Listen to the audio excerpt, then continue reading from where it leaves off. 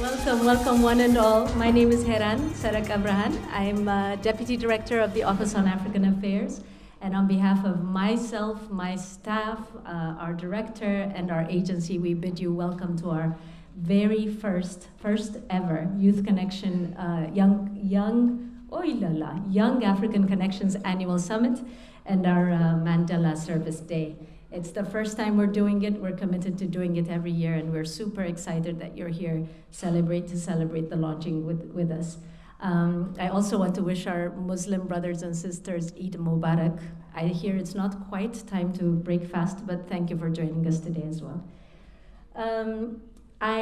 Before I get into this afternoon's program, I would like to take a couple of minutes. Most of you have been to the service for our former commissioner, Dr. Nana Seshibe. Her last farewell service just took place at the Howard University Blackburn Center. So we'd like to take a couple of minutes to just speak about her and to honor her with a moment of silence. Originally from South Africa, Dr. Seshibe was a strong advocate of underserved African immigrants. She played a very critical role in the establishment of our agency in 2006. She joined the Commission on African Affairs in 2008, and she served in various capacities, a stretch of which was also as chair of the Commission. She led a lot of the Commission's initiatives, including the effort to make our agency a grant-making agency to provide funding for community-based organizations. She passed away very unexpectedly on June 19th. And our mayor, DC Mayor Muriel Bowser, has acknowledged her passing and wished condolences in a letter that she has sent to the family, which is available on our website. But if you would please indulge me and maybe stand for one moment of silence to remember Nana.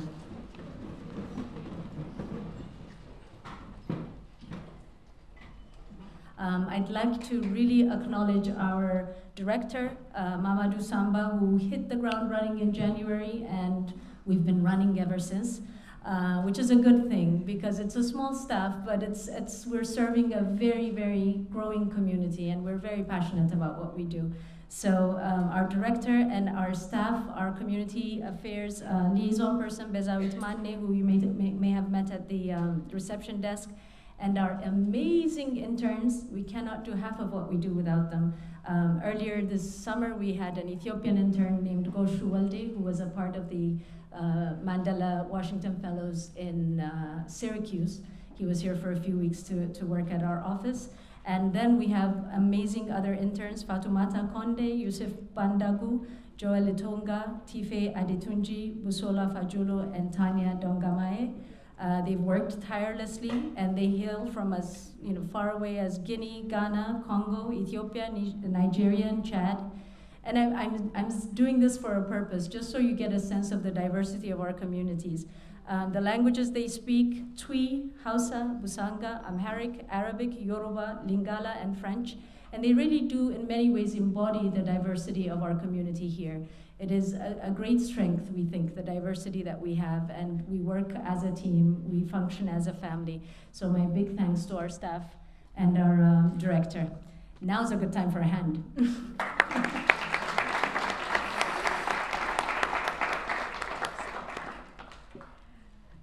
By way of framing the discussions today, I'd like to just take a moment to say a couple of things about what's been observed of Africa's youth population. As you all know, and as many scholars have studied, the youth population is increasing faster than anywhere else in the world on the continent of Africa. By youth, we're talking about 15 to 24-year-olds. And very soon, it's going to be a very young continent with about 200 million people falling into this category, and making up about 20% of the population and about 40% of the workforce. And also, along with that, 60% of the unemployed in each country. Most of the youth are engaged in self-employment, and so absorbing them into the formal economy and securing gainful employment for them remains a very complex and formidable challenge. And yet, youth also, as we all know and as we are here to talk about, have enormous potential. They can become the economic drivers. They are the ones who come with innovation, and their consumption also would drive the economy. So it is partly in recognition of this that the African Union has declared 2009 to 2018 as the Decade of Youth Action Plan at the AU. We take note also of the scholars who've worked in youth in conflict areas, and their perception is dead on, probably. They talk about how there are a lot of policies and discussions around youth that don't involve the youth, and so their participation is seldom solicited. And so part of our effort to begin this here today now is to really address some of what that means for African youth and young professionals on the continent and here in the diaspora. At our local government level, our Mayor, Muriel Bowser, also recognizes the potential of young folks and continues to engage them in different ways. She listens to their concerns. She has a current campaign, I Wish You Knew, and we'll talk more about that later. But this Twitter campaign, I Wish You Knew, where she's invited young folks to really write what they perceive is going on about living in DC. And so they're able to access the mayor's Twitter account directly, and she responds to some of the concerns that are raised in their tweets. Next slide, please. Before I take off from the stage, let me also tell you about the program we have planned tomorrow. As you may know, tomorrow is a former president and iconic leader and inspiring human being's birthday, Nelson Mandela's birthday. July 18th is his birthday, and we are going to celebrate his birthday with a day of service, which is as he wished and as is globally done. So we will be meeting, for those of you that are interested in joining us, we will be meeting in the morning at 9 o'clock by two options. One could be the Metro, the Green Line by Congress Heights Metro between 9 and 10 o'clock, or Good Hope Marketplace in Ward 8. And so, we'll be there for about 2 or 3 hours cleaning up a neighborhood in Ward 8. I'll say a couple of words about also what other programs our Mayor's Office on African Affairs has. The Youth Development Program is this that you're seeing today, but we also have constituent services. We have multicultural awareness development programs that include the DC Africa Festival and other forums on culture, and in which we highlight the diversity of Africans in the district. We have an outreach and education program. We have an African community grant, which is going into its third cycle, that's set up for community-based organizations to apply to. And then we have capacity building programs for businesses and nonprofits. And so if you don't know much about our agency, please come by and visit. We're right there on U Street and 14th at the Reeves Center on the 4th floor. And we also have a number of really exciting new initiatives. Our director will speak more directly about this, but next slide, please. The one exciting thing that we've begun working on with George Mason University, and I think Dr. James Witt is in the room somewhere. Greetings. This is a program, a project that we've just launched that is going to be a research project that really pulls in demographic information about Africans living in the district and possibly surrounding Maryland and Virginia. It is just launched fresh for this congregation today, and it's an online survey method. We have a couple of years of gathered information that they're also sorting through, but if any of you are interested in taking this survey, it would really make a difference when you have data and research behind policy requests and policy advocacy. So it's very critical that this and research pieces like this get done. I'll stop here and remind those of you who are tweeting to please do so. Please do so. We have the hashtag Mandela DC handle going. We also have the hashtag I Wish You Knew handle to follow Mayor Bowser and to tweet to Mayor Bowser. And I'll stop there, and I'll invite our director, Mamadou Samba, to the stage for a few words of welcome. Thank you. That's you? You know. Thank you very much. Heron, Deputy Director, she thanked all the staff, but no one thanked her, so thank you, Heron, for all the hard work. Please give her a round of applause. On behalf of the Mayor Bowser, on behalf of the entire Mayor's Office on African Affairs and the Commission on African Affairs, I'd like to thank each of you for taking the time to attend the Young African ConneXions Summit.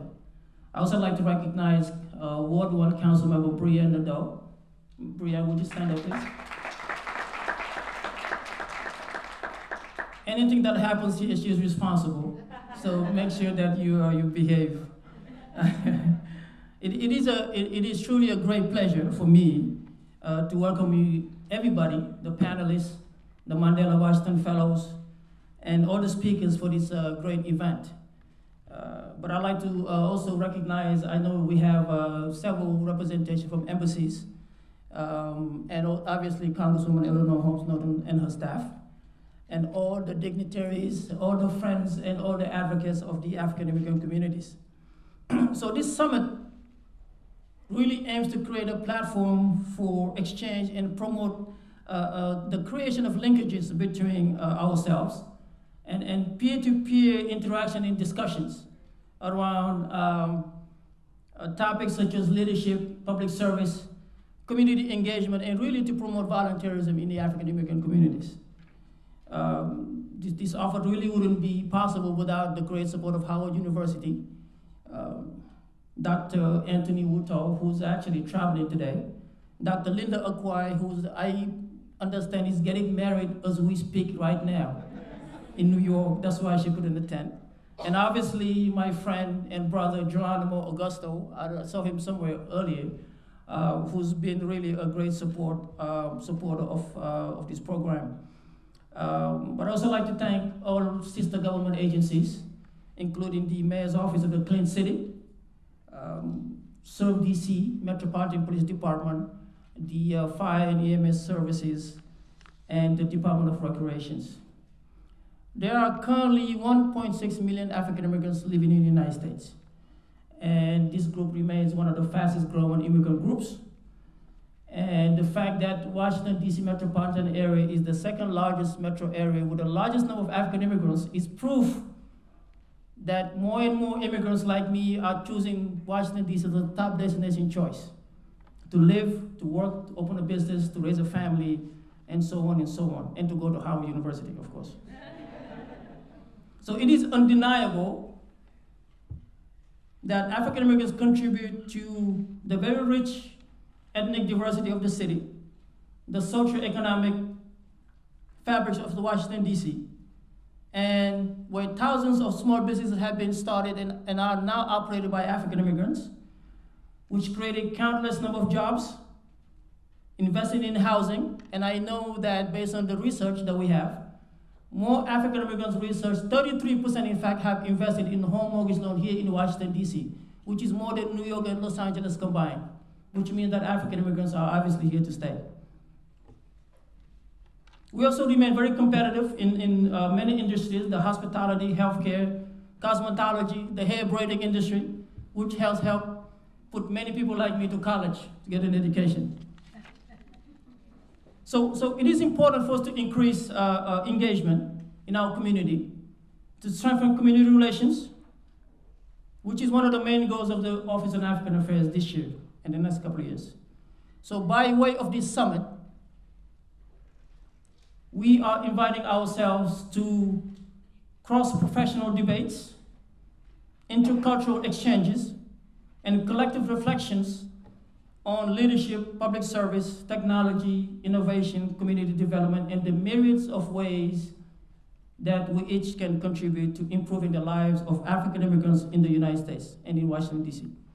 We can start by doing so simply by the networking, the creation of linkages, to make better and more efficient use of our resources, ideas, and information sharing, and obviously talent. So let me just give you one example. Just last week, Mayor Bowser signed into legislation a bill that will make illegal the sale of synthetic drugs.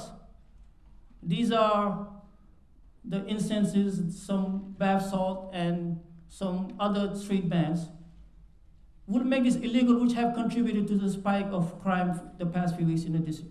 So as of last week, we have lots of African business owners that run stores some may have limited English proficiency that may not necessarily know what this law really does. And violation of this law could result in fines, stores being closing, and for them to lose their business, lose their income. So I think just for us being able to work together to find ways to leverage our resources to inform other business owners in our community of the implication of this law, to encourage them to pledge, to take the pledge to not sell synthetic drugs, and to inform other members of our community of what's going on could be a step towards doing exactly what we're here to discuss. Let me give you another example. Earlier this year, we partnered with the Young African Professionals, or known as YAP, to recruit mentors for the Mayor's Empowering Male of Color Initiatives, which is an initiative that seeks to recruit people like you and I, 500 of them, to volunteer as mentors to teach young male of color on how to read, improve literacy. And in just 2 months, we've recruited 58 African community members to serve as volunteers. Our goal was to recruit 50, and we're still recruiting. And I know by the end of the day, I'm sure we can get another 100 out of this room. You can clap.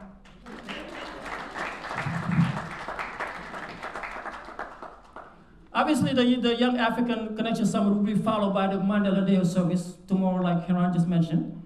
And I am hoping that each one of you will join us tomorrow for a few hours of community service and volunteerism. And for this special occasion, Mayor Bowser has issued a proclamation, which I have in my hand, officially declaring July 18 as Mandela Day in Washington, D.C., which I believe is a first.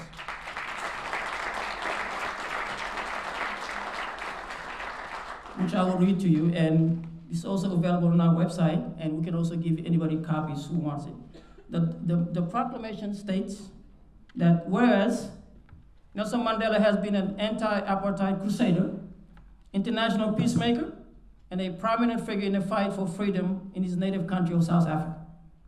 And whereas Nelson Mandela left a global imprint in his efforts to change the world for the better, thereby inspiring many in the service of humanity, and whereas the District of Columbia is home to tens of thousands of African residents, business, faith-based, and community organizations, and whereas today's event, which is tomorrow, will mark the first commemoration to honor Nelson Mandela in the District of Columbia, with activities to include volunteer and community service for a street cleanup at Alabama Avenue and Naylor Road Southeast. And whereas, in recognition of this special occasion, let us focus on the contribution of Nelson Mandela and how he helped to improve the quality of life for those in his native country, South Africa, and all mankind. Therefore, Mayor Bowser, Mayor of the District of Columbia, do hereby proclaim July 18 in Washington, D.C. as Nelson Mandela Day of Service.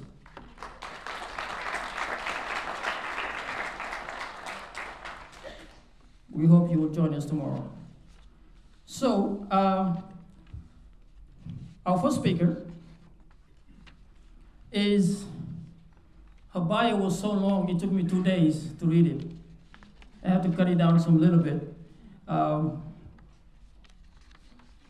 Really, Dr. Anthony Wuto was really supposed to be here today, but like I mentioned, he's traveling and was not able to attend, but did send Dr. Mary Hill, who will be our first, give our first special address.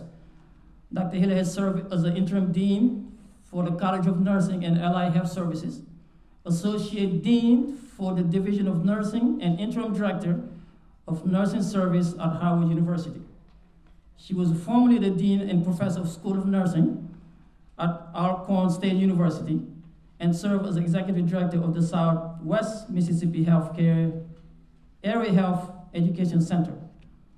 Throughout her career, Dr. Hill has demonstrated a strong commitment to diversity by developing, implementing, and evaluating programs to enhance economically and environmentally disadvantaged students' success. Dr. Hill has a very long bio, so I encourage everybody else to do some research and know more about the impactful work that she does in the community. So please join me in welcoming Dr. Mary Hill. Good afternoon. I would like to begin with some acknowledgments. I have to first and foremost acknowledge the DC Mayor's Office on African Affairs. Also, I would have to acknowledge representatives from the various embassies, the State Department, and of course, the Howard University faculty and staff.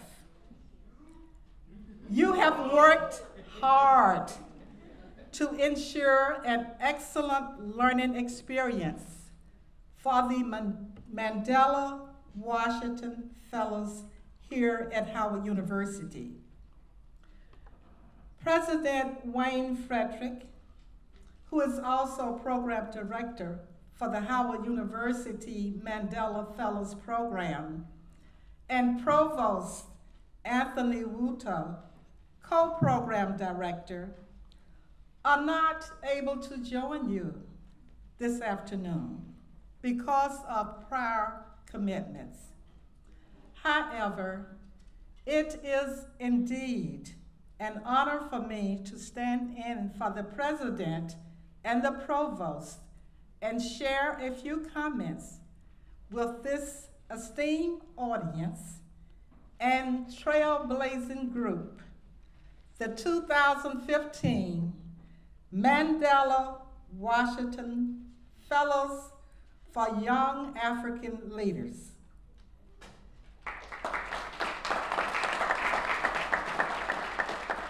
I understand that there are additional fellows within the United States this summer, and they have had the opportunity to be exposed to an array of experiences. To our 2015 fellows, I commend you for starting this journey to the United States of America. Your journey began with completing a rigorous application and interview process. Your journey to Howard University has been purposeful. You came here to expand your horizon by acquiring additional knowledge and skills for role effectiveness as a leader.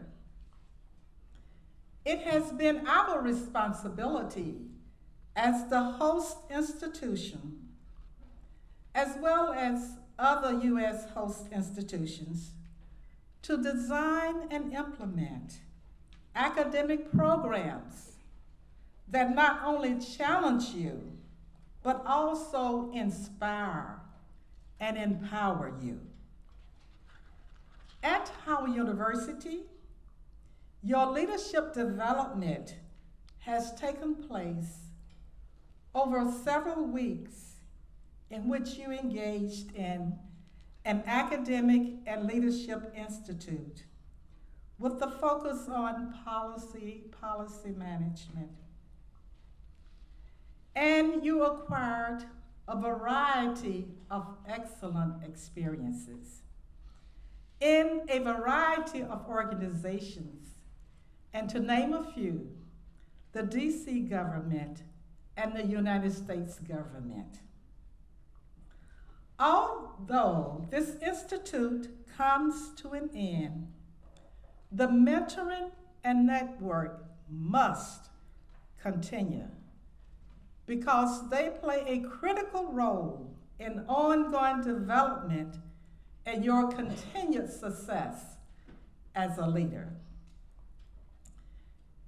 You will leave Howard University and the United States of America with increased empowerment.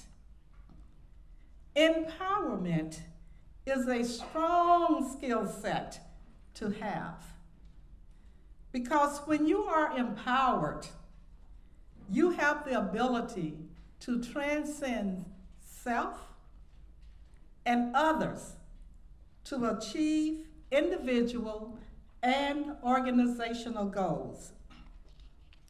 Yes, as a result of empowerment, you will be able to achieve what you thought was an impossibility. And you know what? Your others, or those who follow you, will also be able to achieve those things that they thought were impossible. That's what empowerment does. I'm going to reference a book which I have read, and it really provides a blueprint for what needs to be done in Africa.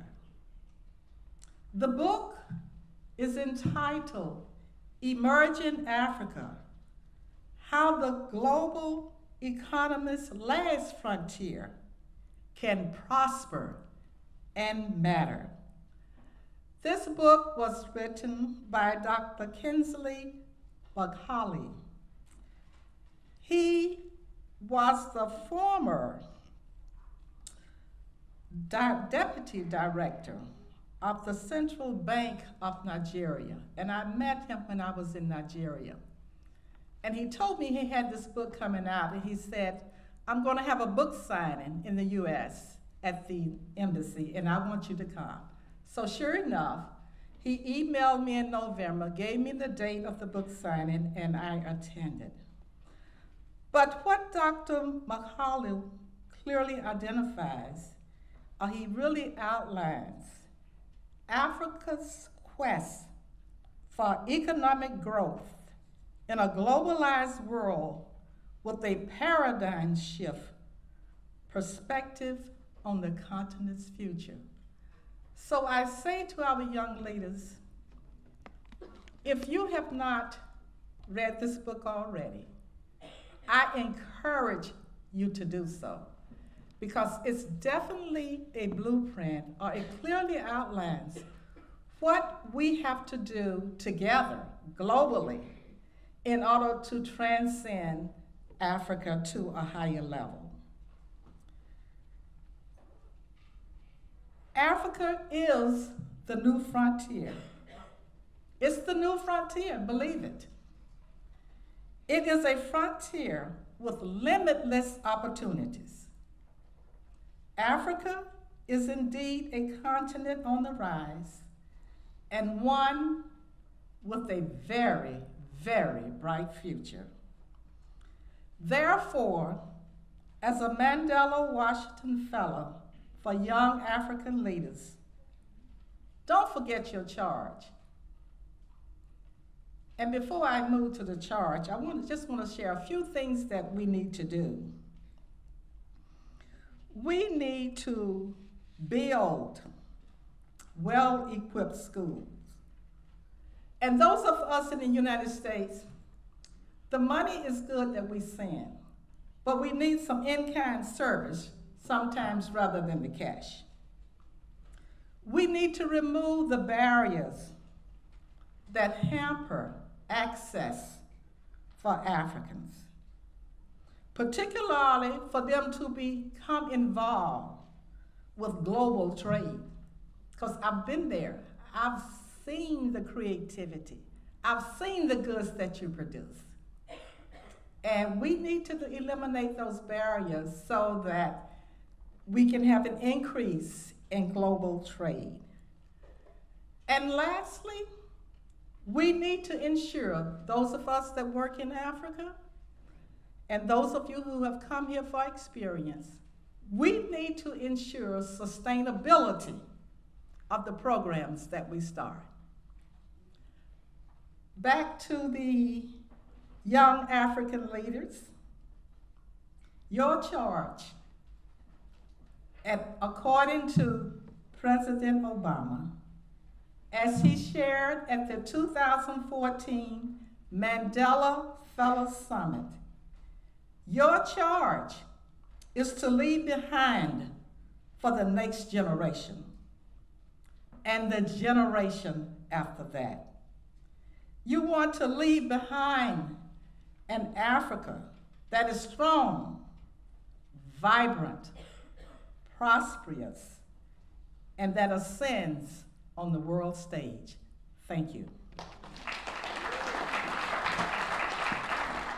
The past few weeks, I spent a lot of time hanging out with the fellows, and I did really appreciate many of them, if not all of them. Some of them did come to our office and spend some time with us, and even did play a role in the planning of this event. But I'd like to call up Naomi Ferguson, who's one of the fellows. She has been a doctor in the beautiful She Sells, like she introduced herself, Ministry of Health since April 2012. And at home, she's better known as Dr. Naomi Adelaide, and is currently working in community health centers, including Youth Health Center, where she provides primary health service. Outside of her work hours, you would not believe this, but she enjoys snorkeling and scuba diving. So Naomi, welcome. Thank you. Just to clear the confusion, Adeline is actually my maiden name. Okay. So according to Jack Welch, before you become a leader, success is all about growing yourself. When you become a leader, success is about growing others. Now, I remember being in the former stage of this quote, working my way through medical school to build myself a career. As a doctor now, the position of leadership is inevitable. But instead of leading only to cure illnesses, I've also been putting efforts to work with media, social media, newspaper, to educate the community and build the community that we all want to live in, a healthier and a happier one. As a youth, I am fulfilled knowing that, along with other colleagues, small steps are being taken to reach the creation of the community I've been talking about. As the rest of the fellows, there are multiple issues back home that I wish to find solutions to. We are young, we are motivated, and longing for the right environment and the skills to combat the obstacles that we face back home. Now, the Mandela Washington Fellowship teaches us to be, it promotes self-awareness, it gives us problem-solving skills, and teaches us to be the solution we want to see. My favorite part of this fellowship remains the fact that I have the opportunity to interact with great minds from all over Africa, and these are my fellows. We are an amazing group here at Howard University. We have health workers, lawyers, policy analysts, educators. Pamela's passion for the elections in Africa. Mira's fight to combat the cholera epidemic in Kenya. And we have Cassandra with a passion for education for young South African leaders. And these are only small bits of the rest of the fellows, and there are 25 of us. This friendly yet professional network that we have built amongst ourselves will create wonders for Africa. I think Mandela would be proud.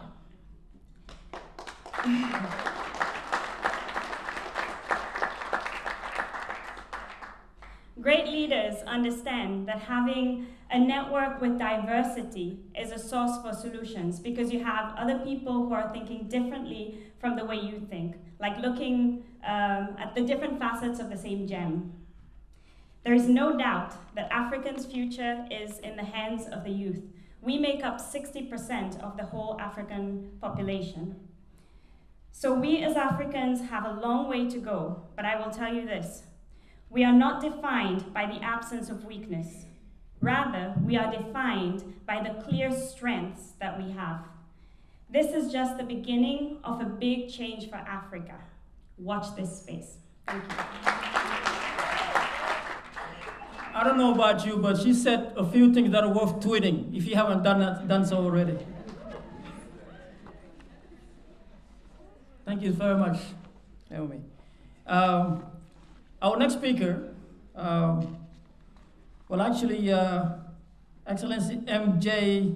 Matangu, the ambassador of the South Africa, regretfully really invited us to his office a few weeks ago and was very regretful in not being able to attend the summit today.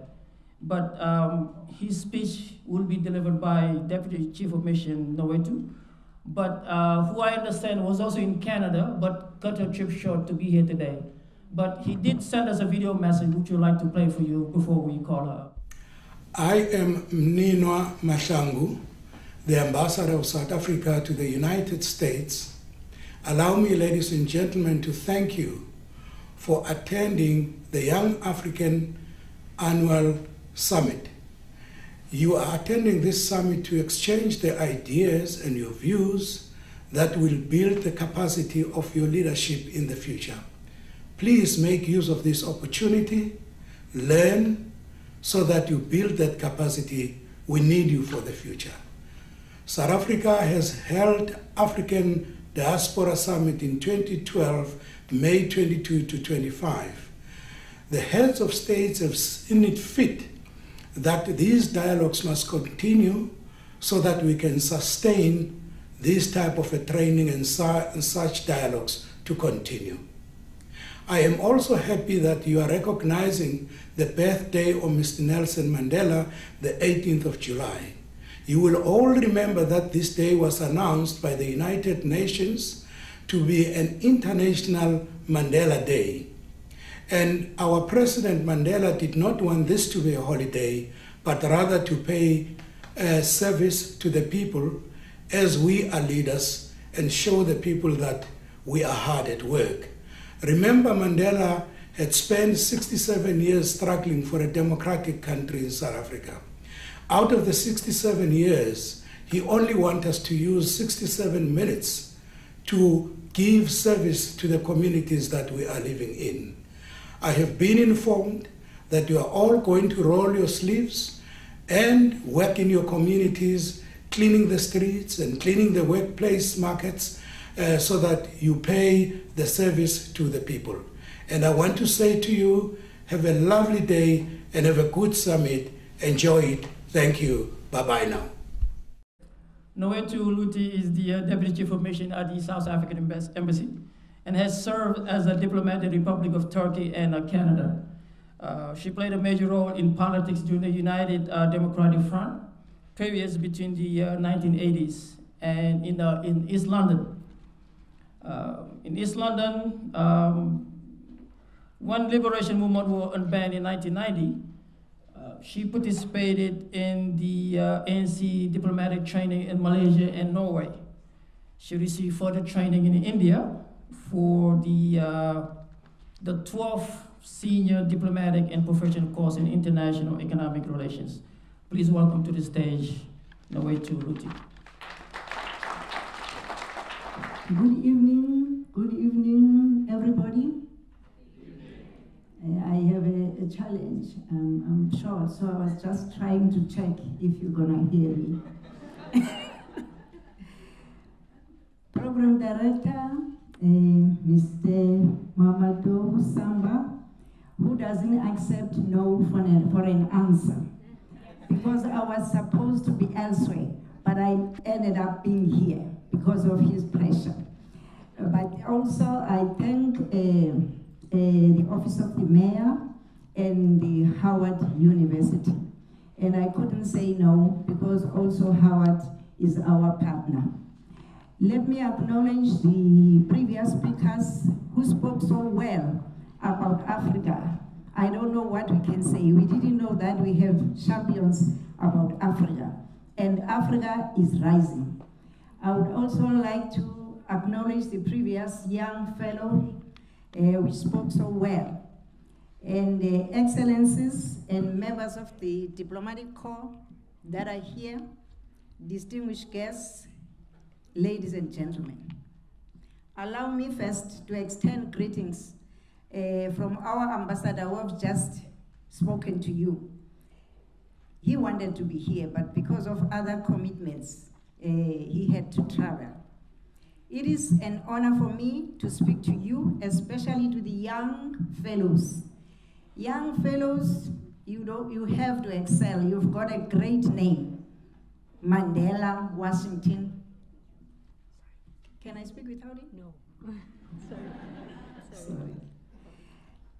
I say to the Mandela, Washington fellows, you have no choice. You have to excel. because you have the great name of our icon. I would also like to commend the decision taken by the government of DC to follow in the footsteps of our international icon, fondly known as Tata Madiba at home, a giant when it comes to leadership, public service, and community advocacy, and officially declared tomorrow as a service day for Mandela. Mandela International Day was officially declared by the UN General Assembly in 2009 in recognition of Madiba's values and his dedication to the service of humanity, and also acknowledging his contribution to the struggle for democracy internationally and the promotion of a culture of peace throughout the world. This declaration of Mandela Day was inspired by Nelson Mandela himself at his 90th birthday celebration in London, when he said, "It is time for new hands to lift the burdens. It is now in your hands." The Washington Mandela Fellows, it is in your hands. We would like to express our sincere gratitude to the Office of the African Affairs in the Executive Office of the Mayor for being part of this global move. Really, Mandela's wish was not this day to be a holiday.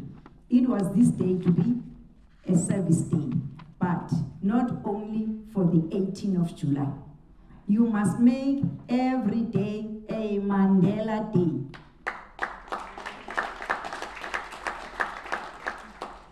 He only asked 67 minutes of your time for this particular day.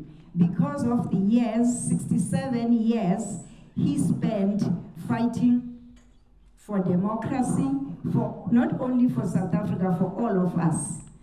I am informed that tomorrow you will be cleaning the streets, which is very good. In South Africa and the continent at large, we say that is Ubuntu. Ubuntu means I am because you are. Umuntu, umuntu, ngabanye. Mandela received best education from one of the premier African universities, the University of Fort Hare in South Africa, and later joined Oliver Tambo, fondly known as OR, in a law practice. Had he chose nice time, he would have been a lawyer for all his life, but he chose a different path because of you and me. Mandela was a champion of education because of the strong impact he received during the years of his university life. He explained in his biography, A Long Walk to Freedom, how education opened his mind to new thinking, new ways of doing, and his famous quote is, "Education is the most powerful weapon which you can use to change the world." And I go on, which you can use to fight. You can't fight when you know nothing. You need to be empowered. You need to be educated, because in your fight, you will be able to articulate what exactly the world, South Africa, Africa needs. So I leave it to you, the young fellows, to say, don't end up here. Do more like Madiba and other leaders in South Africa. There are leaders in South Africa who were not educated, who self-educated themselves, but you cannot match them. Whether you are educated now, you cannot match those leaders. I just want to say that don't give up if you think that this other path of education is delaying you. You can still survive and you can still go far. Mandela School of Science and Technology is the first school in Mvezo. It is an underdeveloped area in Tata, in Mandela's area. And it has been built by Siemens of Germany to help the vision of Madiba. It is running now. What counted most to him was the fight for freedom of everybody. And his quote says, what counts in life is not the mere fact that you have lived. It is what the difference we have made in the lives of others that will determine the significance of our life. I therefore challenge everyone here to make a difference, or not only in your family, but your community as well. Distinguished guests, what was more inspiring about Madiba was his first speech when he came out of prison. And I think all of us were aware when he said, I greet you in the name of peace, democracy, and freedom for all. I stand here before you, not as a prophet, but as a humble servant of you, the people. Your tireless and heroic sacrifices have made it possible for me to be here today. I, therefore, place the remaining years of my life in your hands. And he really did that. He placed his life into South African hands, Africa's hands, the international hands, because he didn't live for himself. He lived for all of us. He worked hard to ensure the settlement that we get democratic South Africa. And he served as the first democratically elected president only for 5 years. Many people called the transition a miracle, and I agree it was a miracle because no bloodshed happened during that time. And he didn't want to get credit alone. He always says, I'm not alone. There are so many leaders in South Africa that worked with him, even in Africa. He also said, I'm not a saint, unless you think of a saint as a sinner who keeps on trying. Ladies and gentlemen, this was Nelson Mandela affirming to us that we need not be perfect to make a contribution. I also want to agree with John Carlin's reference to Mandela as Africa's Lincoln, and said that Nelson Mandela, like Abraham Lincoln, achieved the historically rare feat of a uniting and fiercely divided country. John Carlin, if you don't know, is a journalist and the author of the Playing with the Enemy, Nelson Mandela and the Game That Make a Nation, which was adapted into a film Invictus, starring Morgan Freeman and Matt Damon. Madiba is one of the few leaders who couldn't stay long, as I've told you that he only served one term and said, I am leaving this to the youth of tomorrow. They must take over because I'm old now. I need to go and rest. But he never rested. He worked until the end. I want to leave you with the word that make every day a Mandela Day. It is in your hands. Long live the spirit of Nelson Mandela. Long live Amandla.